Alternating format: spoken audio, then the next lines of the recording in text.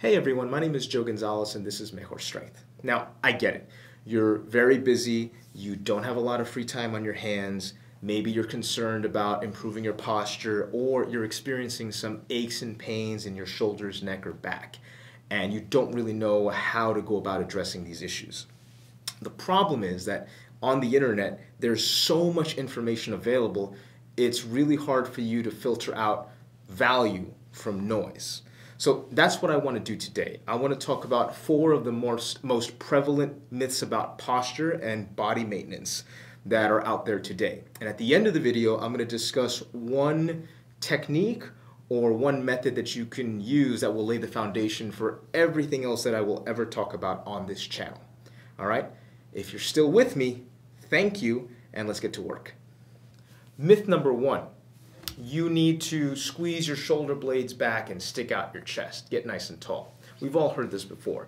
Everyone's familiar with the archetype of the desk worker who's always on their computer and they have this forward head posture and their shoulders are rounded forward, or you're always on your phone to the same effect.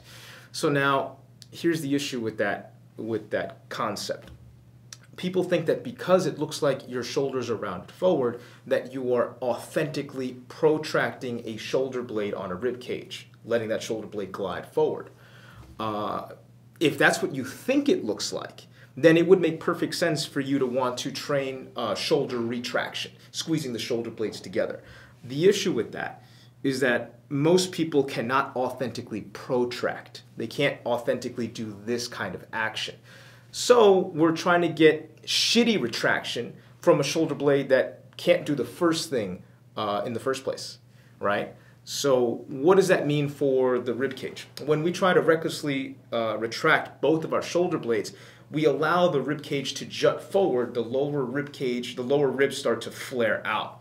So this is an issue for a bunch of reasons. The first of which is the obliques. If you look at the obliques, they are designed to help us with exhalation, getting air out of our body. They are also essential when it comes to force transfer between the ground and the upper body, or our lower body and our upper body.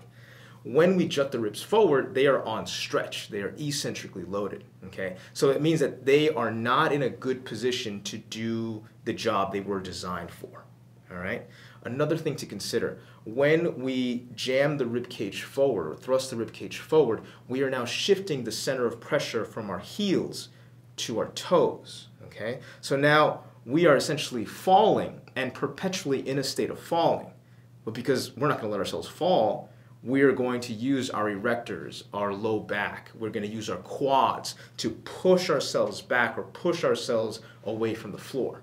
So now we're doing a lot of work just because we want to improve our posture, okay? We have to start looking at the bigger picture rather than just treating symptoms. Myth number 2, sitting is what's killing you. Now, yes, the fact that you're sitting or in this posture for extended periods of time is going to rob you of a chance to sense change or sense your body shifting from left to right. And that's a big deal. But the silent killer in this paradigm is your visual system. So when we read text, or when we're recognizing patterns, or when we're working on a computer or scanning feeds on our iPhone or Android, what we're doing is we're over-relying on the visual system to gain awareness of where we are in space, okay? So what does that mean? Our body or our brain likes to extract data or information from the environment around us. So we can use sound in a limited sense to figure out how far away something is, like if someone's walking towards us. We can use vision as the main reference point for that. We can use our vestibular system, which is, if you're walking down the street and you trip on something, it's the reflex that prevents you from face planting on the ground. Or we can use somatosensory, feeling. You can feel what our hamstrings are doing to our pelvis. We can feel our obliques as they help us get air out of our body. We can feel ourselves exert more pressure on our heels as opposed to our toes. So our body likes to make use of all of this data. However, when we are stuck staring at a screen for a lengthened period of time, we are starting to rely or over-rely on the visual system to that end. But here's the catch. The visual system is tied in very closely to the vestibular system. I talked about that just now. It's that reflex that keeps you from face planting when you trip on something out on the street. The vestibular system. So what's your reaction when you trip on something? Your immediate reaction, if you don't fall, is this kind of this global extension pattern. So you're using the erectors of your spine. You are using neck extensors. You're using calf muscles. You are using quads. All of these things that help us go into this global extension pattern. The pattern that a lot of us think we want or need to improve our posture. Okay? So here's the catch. We don't just use this or over-rely on this when we're working or at our desks and staring at screens. We're also using this if we're at the gym. Now, when do we use this at the gym? So if you've ever had a coach or trainer tell you you're doing squats or deadlifts and they're saying, stare at this point in the ground and just lock on that point as you do the deadlifts.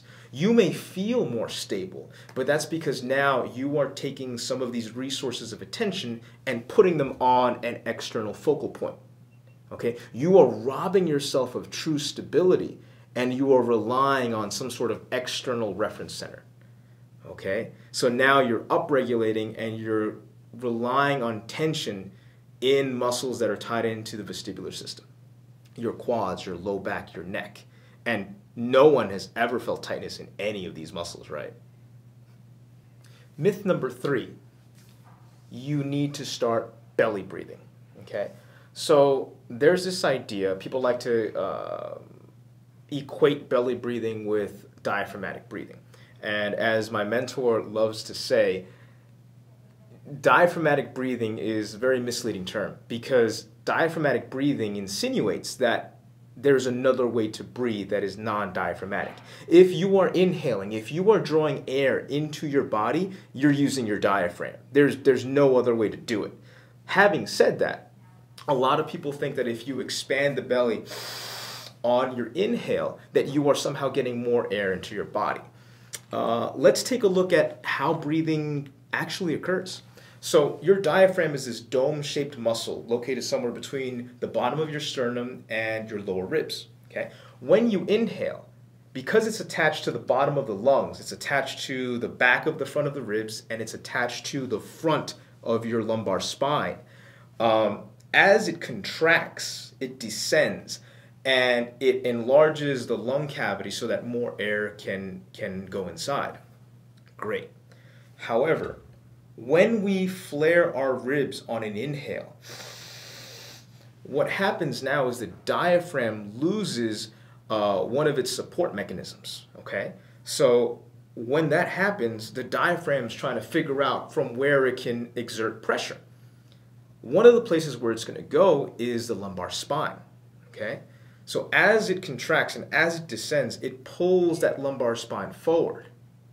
Stop me if you've heard this before, but if you go into lumbar extension, if you stick your chest out, if you retract your shoulder blades, if you stare at a screen all day and neurologically start to kick in all these patterns, what you're doing is you're making the diaphragm a postural muscle rather than a muscle of respiration. Okay? So now you're using a muscle in a way that it's not designed to be used. All right? Yes, the ribs are supposed to move. The intercostals are supposed to go on stretch and expand the rib cage, but it doesn't necessarily mean that you have to let the ribs flare on that inhale. Okay? You have to allow the ribs to stay in place because now the diaphragm, what it can do is it can act as if it's got 2 fingers on a balloon. Okay? And now you can open up the balloon by using 2 fingers to spread the bottom of that balloon. But if you only have 1 pair of fingers and you're just pulling on the lungs, you're just kind of moving it, okay? You're not really allowing it to expand. And I think that's the key difference in this mechanic of breathing that I'm describing and what most people would call belly breathing or diaphragmatic breathing. Myth number 4, and this is the last one. You need to stretch tight muscles. Bullshit. Okay? Now, why do I say that?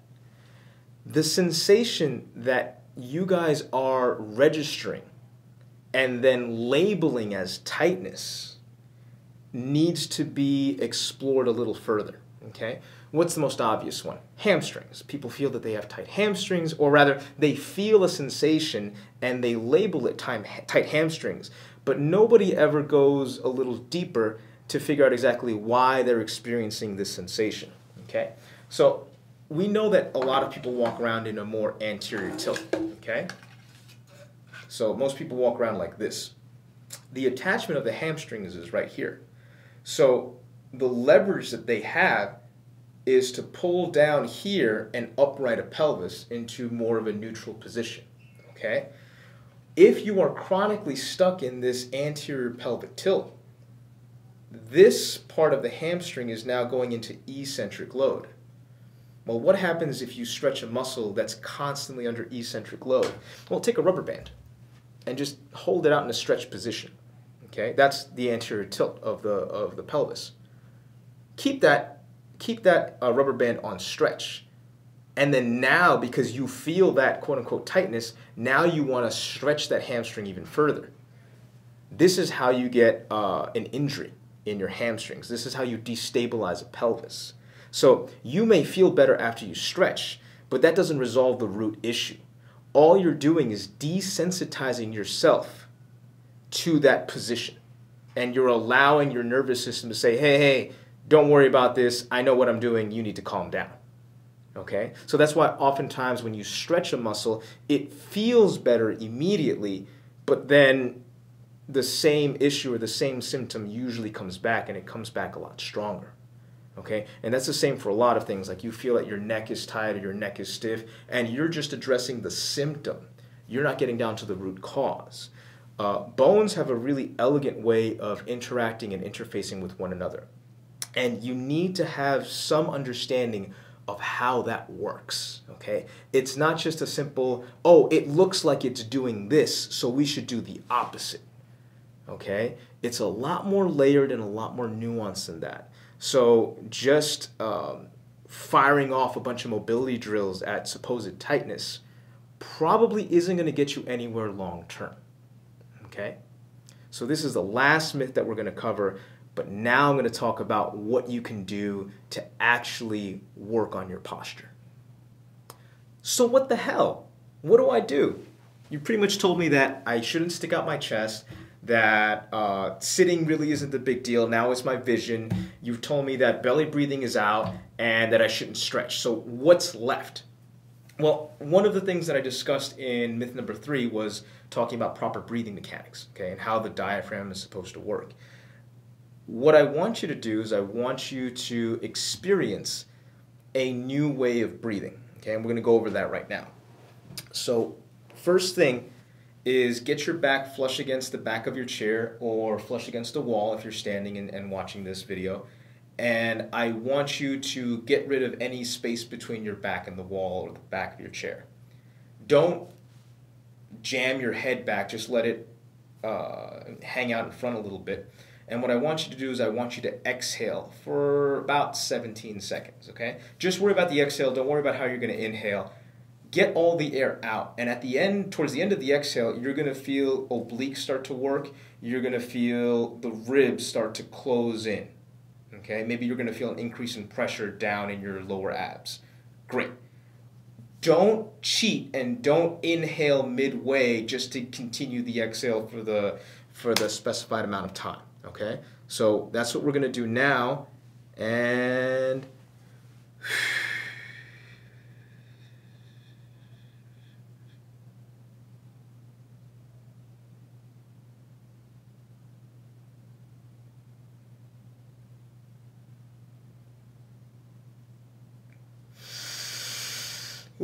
okay, so you're going to feel anxious. You're going to feel that you're running out of air halfway through. You're going to feel a lot of things, okay? This is a very different thing than what you've been experiencing day in and day out. You're like, but dude, I know how to breathe. Yeah, great. You've mastered not dying.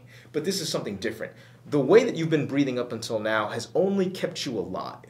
This mechanism for breathing will allow us to intervene on how you interpret and manage gravity in a variety of different ways. Okay, so this is just a concept. How we plug this into other drills, warm-ups, actual exercises is going to be the key here. Today, all I want you to do is experience something different. Okay, we can build on this in the upcoming weeks. So now when you exhale, Keep that newly acquired real estate. Keep that closed down position. Keep the sensation of obliques as you inhale. So now when you're breathing in, I don't want you to let these lower ribs flare out. I don't want to see any belly expansion. I want you to keep what you've just earned, because it wasn't easy. Keep the real estate you've just earned and slowly allow air through your nose. Okay? It's going to feel like it's not coming in fast enough. You're not getting enough air. You're going to feel anxious. You may want to panic and revert to old patterns. Resist that temptation and try to explore what this new mechanic does for you, okay? 17 seconds is just an arbitrary number. Don't be so hard and fast about keeping that number, but just breathe out way longer than you think you can, all right? So here we go. Focus on that inhale now. Exhale, 17 seconds.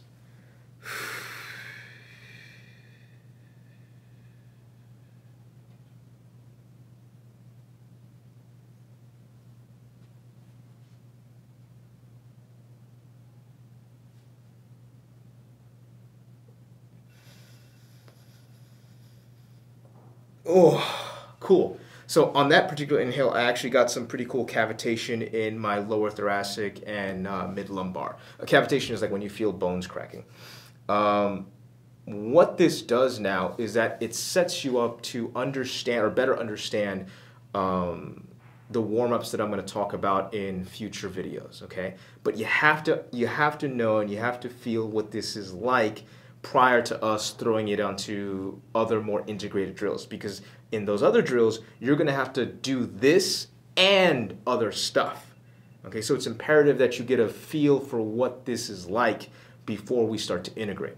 Okay, so that's it for today. Thank you for watching. I hope you got some value out of this. If you did, feel free to subscribe or comment down below with any questions you might have. Okay, and I'll see you next week.